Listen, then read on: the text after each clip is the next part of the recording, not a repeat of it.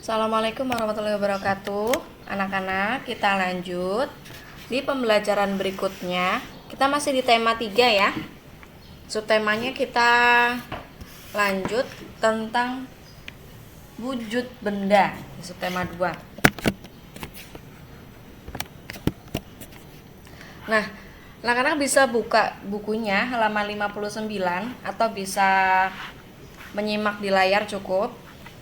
Ada sebuah bacaan, manusia tidak dapat lepas dari benda di sekitarnya. Masih ingat ya kemarin, pembelajaran kemarin, apa itu arti benda? Ada berapa jenis macam benda? Bagaimana sifat-sifat benda? Nah, keberadaan benda mempermudah manusia melaksanakan aktivitasnya. Ada benda yang terbentuk di alam dan ada benda yang dibuat oleh manusia. Batu, air, dan pasir merupakan benda yang terbentuk di alam. Sedangkan mobil, gunting, dan kertas merupakan benda yang dibuat oleh manusia. Apakah kamu memperhatikan perbedaan dari benda-benda tersebut? Nah, benda dapat dikelompokkan dalam 3 wujud. Apa saja? Yuk, kita pelajari sama-sama. Ternyata wujud benda itu dibedakan menjadi 3. Ada padat, ada cair, ada gas. Kalau padat contohnya ada tas, buku, pensil. Kalau cair ada minyak dan air. Sedangkan kalau berwujud gas ada gas hidrogen yang ada dalam balon. Jadi kalau ada pertanyaan contoh benda gas, balon. Nah, di lebih lengkapnya ditulisnya gas yang ada dalam balon. Lalu, Bu, LPG boleh, tapi bukan tabungnya. Kalau tabungnya padat ya. Kalau tabungnya padat ya. Jawabnya udara atau gas yang ada dalam tabung gas LPG. Itu baru contoh benda yang berwujud gas. Nah, di sebelah kanan anak-anak itu ada gambar Dayu sedang memasak dengan ibunya. Nah, bahan-bahan yang dibutuhkan ada bawang, cabai, minyak goreng, dan kecap. Kita perhatikan gambar-gambar yang ada di sekitar sini. Nah, kira-kira bisa nggak ya kalau kita kelompokkan jadi 3 wujud tadi? Bisa ya. Kita kelompokkan benda padat, benda cair, atau benda gas yang ada di sekitar dapurnya Dayu. Kita mulai dari benda padat dulu. Ada apa saja? Ada lemari, ya, kitchen set. Nah, ada apa lagi? Ada spatula yang tergantung di sini. Ada wajan, ya, wajan benda padat, teflon. Ada sendok. Nah, sendok. Ada botol. Nah, lalu benda cairnya ada air. Air yang ada dalam botol. Oh maaf, botol ini. Kuah masakan. Air yang ada dalam sini. Nah, ada apa lagi? Minyak ya. Belum tertulis. Lalu benda gasnya apa? Udara yang ada di sekitar dapur Dayu. Lalu uap air mendidih. Nah, ini uap. Lalu ada gas. Gas yang dipakai untuk memasak ibunya Dayu. Nah, oke. Kita jawab pertanyaan di halaman 62 bersama-sama. Nomor 1, benda dikelompokkan ke dalam 3 wujud. Tuliskan ketiga wujud tersebut. Apa tadi? Padat, cair, dan gas. Tuliskan 2 contoh benda padat di sekitarmu. Yang paling dekat dengan anak-anak adalah kursi dan meja. Lalu tuliskan 2 contoh benda cair di sekitarmu. Nah, susu dan air minum. Bu, boleh yang lain? Boleh. Lanjut, tuliskan 2 contoh benda gas di sekitarmu. Ada oksigen dan angin. Cirinya benda gas itu tidak dapat disentuh, tidak dapat dipegang, tapi bisa dirasakan. Oke. Berbicara tentang wujud benda, nah, rumah juga merupakan contoh wujud benda. Benda apa? Benda padat. Nah, ceritanya Edo ingin ke rumah nenek. Jarak dari rumah Edo ke rumah nenek itu 5 km 300 meter. Kira-kira berapa meter? Nah, kalau kemarin anak-anak sudah belajar cara mengubah dari meter ke senti, dari sentimeter ke meter. Sekarang anak-anak belajar mengukur jarak, ya. Jarak dari kilometer ke meter dan sebaliknya. Nah, kira-kira berapakah meter jarak rumah Edo ke rumah nenek? Jaraknya adalah, kita tulis dulu 5 km ditambah 300 meter. Ingat, kita ke rumus dulu. 1 km sama dengan 1000 meter. Nah, ini kita pecah, 5 km sendiri, 300 meter sendiri. 300 meter tetap tidak diapa-apakan. Nah, yang kita ubah adalah 5 kilometernya.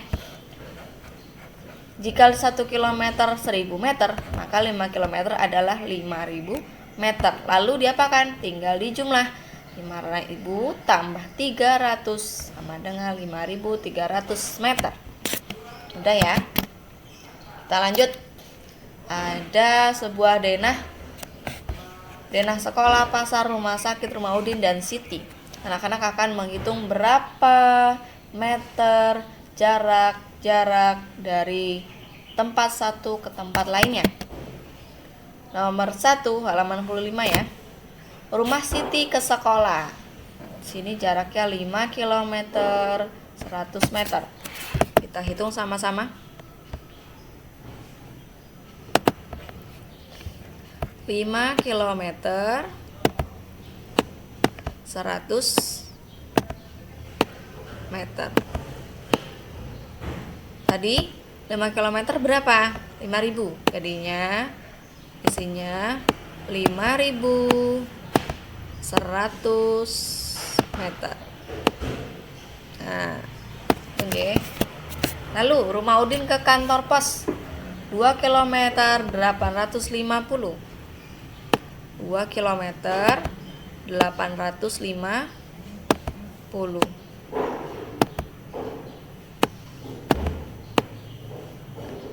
Jadinya 2000 tambah 250, hasilnya 2850.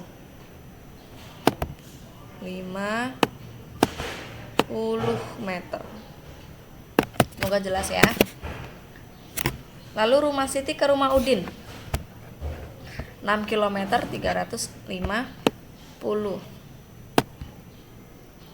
meter.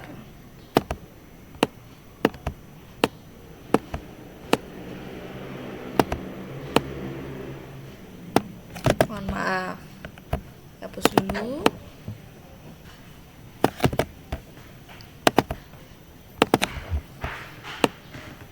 Rp350. Jadinya kalau dijumlahkan 6300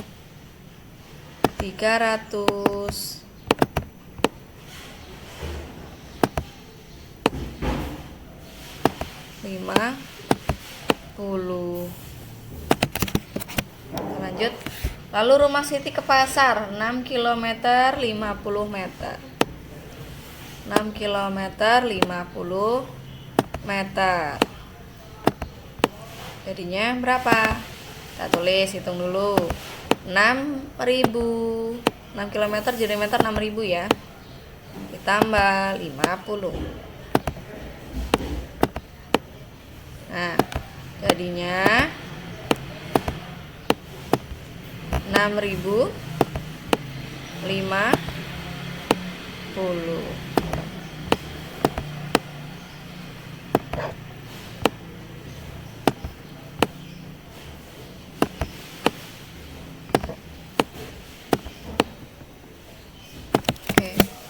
Lalu rumah Udin ke pasar 10 km.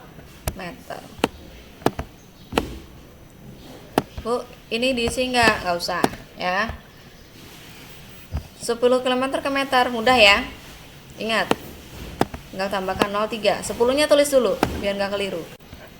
10-nya tulis dulu, lalu baru tambahkan 0,3. 1, 2, 3. Nah, jadinya 10 km itu sama dengan 10.000 km. Oke, lanjut ke berikutnya. Ada 3 macam gerakan, bisa dijadikan gerakan olahraga ya. Pertama, anak-anak mengikuti angin sepoi-sepoi. Selain gerakan olahraga juga bisa ditirukan untuk gerakan tari ya. Pertama, angin sepoi-sepoi. Posisinya adalah anak tegak, lalu bergerak lambat ke kanan serta ke kiri. Nah, lalu angin kencang. Jadi anak-anak bergerak cepat ke kanan ke kiri ke kanan ke kiri. Nah, kalau angin puting beliung, anak-anak bergeraknya berputar, tapi di tempat ya, tidak berpindah tempat. Mengikuti gerak angin ya. Nah, dalam tarian selain gerak tangan ada juga gerak langkah kaki. Gerak tangan dan kaki harus selaras dengan irama yang mengiringi. Iramanya apa biasanya?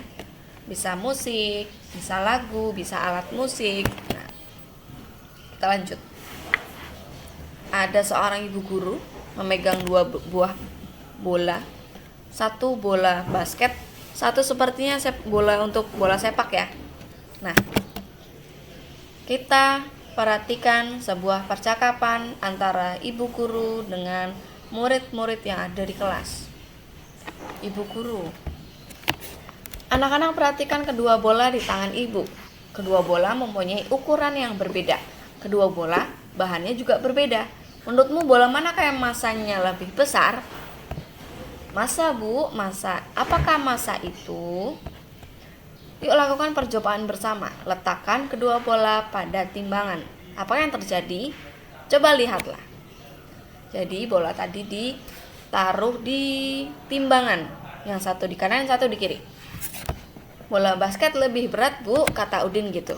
Nah, benar Udin, bola basket bahan penyusunnya beda dengan bola plastik. Bola basket terbuat dari karet sintesis. Nah, bola plastik terbuat dari plastik. Bola basket lebih berat daripada bola plastik. Banyaknya bahan penyusun yang terdapat dalam benda disebut massa. Jadi, bola yang lebih berat memiliki massa yang lebih besar, tanya Siti gitu. Benar Siti, massa umumnya diukur dengan satuan gram atau kilogram. Massa diukur dengan alat di bawah ini. Nah, sebuah neraca ya. Atau timbangan. Ada yang digital, ada yang analog. Kita jawab pertanyaan berikut. Anak-anak disuruh melingkari sesuai gambar yang ada. Balok Y mempunyai massa yang lebih titik-titik dari H.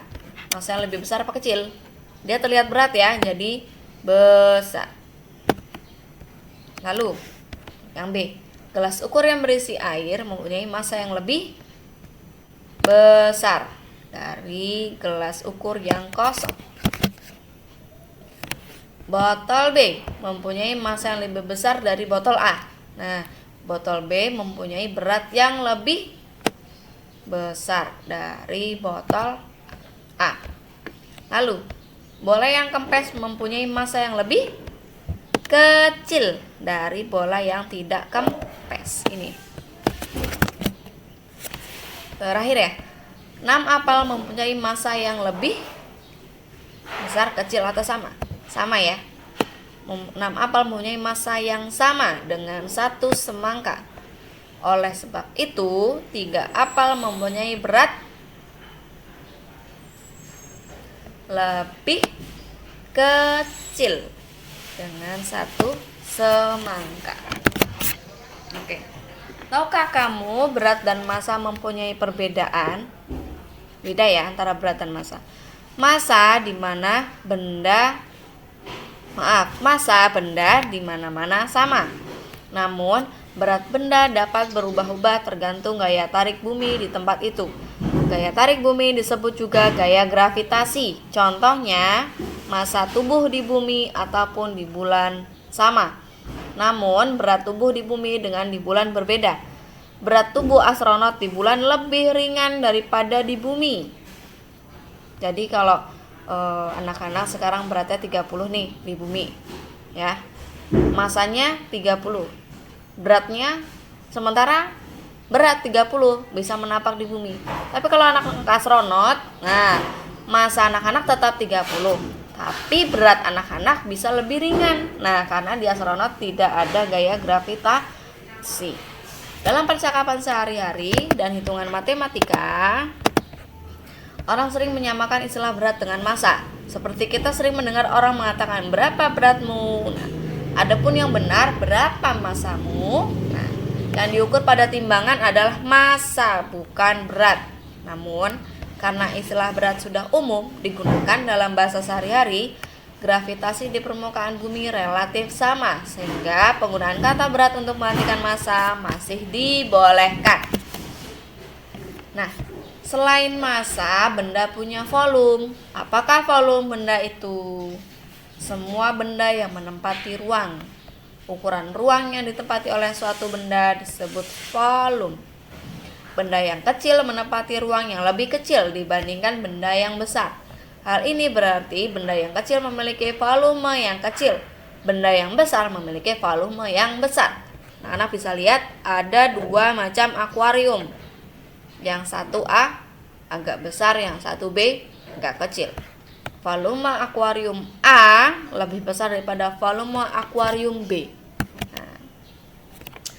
Kamu telah melaksanakan percobaan di atas. Kita lengkapi. Benda di sekeliling kita terdiri atas benda hidup dan benda apa? Benda mati.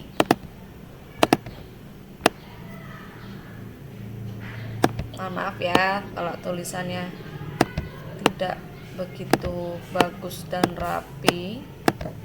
Nah, benda mempunyai 3 wujud, yaitu padat,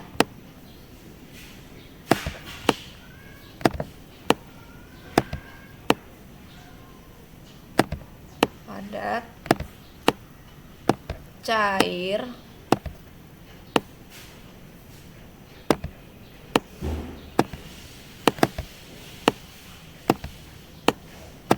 dan gas.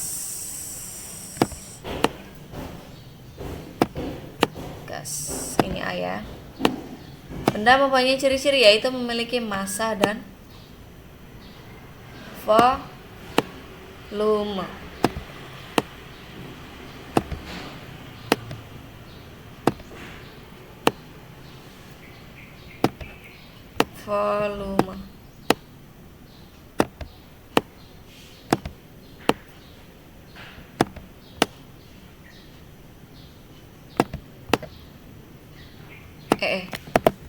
Maaf ya, tulisannya tidak begitu bagus, agak sulit.